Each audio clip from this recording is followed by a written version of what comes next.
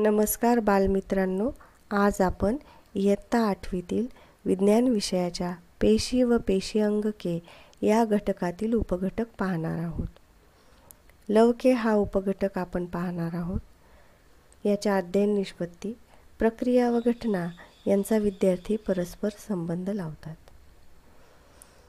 आपण ही वनस्पती पेशी रचनेची आकृती पाहत आहोत. यामध्ये पेशींचे भाग दिलेले आहेत. हरितलवके, पेशीद्रव्य, केंद्रक, तंतुकणिका, पेशीभित्तिका, रिक्तिका, गोल्जी पिंड हे पेशींचे भाग आपण पाहू शकता. या पेशींच्या वेगवेगळ्या भागांद्वारे वनस्पतीच्या पेशीमध्ये विविध कार्य पार पाडली जातात. वनस्पतींना, फुलांना वेगवेगळे रंग असतात. ते त्यात असणाऱ्या लवकांमुळे त्यांना प्राप्त होतात. वनस्पतीमध्ये 2 प्रकारची लवके असतात. अवर्णलवके जी रंगहीन व पांढरी असतात, वर्णलवके जी रंगीत असतात. वनस्पतीमधील हरितलवके ही वर्णलवके असून ती इतर प्रकारच्या वर्णलवकात रूपांतरित होऊ शकतात.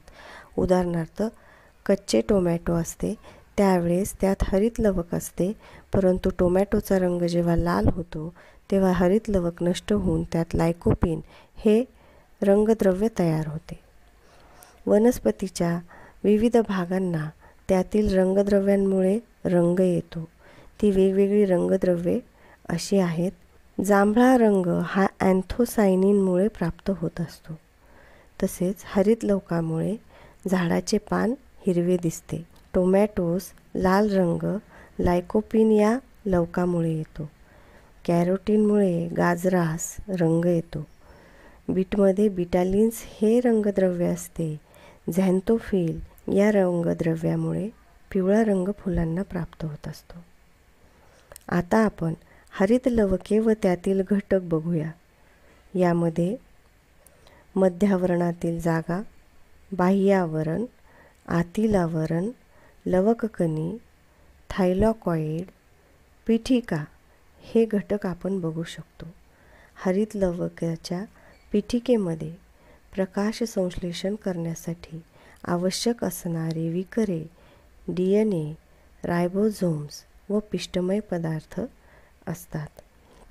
लवकांमध्ये त्याचप्रमाणे तंतुकणिकेमध्येही DNA व रायबोझोम्स असतात. DNA व रायबोझोम्स ही जी अंगके असतात ती स्वतःचे प्रथिने तयार करू शकतात. DNA म्हणजे डीऑक्सिरायबोन्यूक्लिक आम्ल. याची प्रतिकृती तुम्ही पाहू शकता. त्याचप्रमाणे रायबोझोम्स याचीही आकृती तुम्ही इथे पाहू शकता.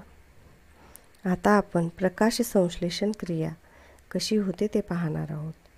प्रकाश संश्लेषणाची क्रिया ही पानामध्ये घडते. पान हिरव्या रंगाचे असते. हे हरितलवक नावाच्या विशेष पेशीमध्ये घडत असते. पानाला एक देठ आणि पाते असते. पाता रुंद असतो, त्यामुळे तो प्रकाश संश्लेषण होत असताना सूर्यप्रकाश व कार्बन डायऑक्साईड शोषून घेतो. हरितलवक ज्यात प्रकाश संश्लेषण होते त्यात हरितद्रव्य असते. हरितद्रव्य सूर्याची प्रकाश ऊर्जा शोषून घेते. पर्णछिद्रे नावाची छोटी रंध्रे कार्बन डायऑक्साईड पानात येण्यास व ऑक्सिजन बाहेर पडण्यास मदत करत असतात. आता लवकांची कार्ये बघूयात. हरितलवक हे एक वर्णलवक आहे. जसे की आपणास माहीत आहे, हरितलवके सौर ऊर्जेचे रासायनिक ऊर्जेत रूपांतर करतात. वर्णलवकांमुळे फुले व फळे यांना रंग प्राप्त होतो. त्याचप्रमाणे अवर्णलवके ही पिष्टमय पदार्थ व मेद व प्रथिनांचे संश्लेषण व साठवण करतात. अशा प्रकारे लवके हा उपघटक आपण आज अभ्यासला आहे. धन्यवाद. रंग व रंगद्रव्य यांच्या जोड्या आता आपल्याला जुळवायच्या आहेत.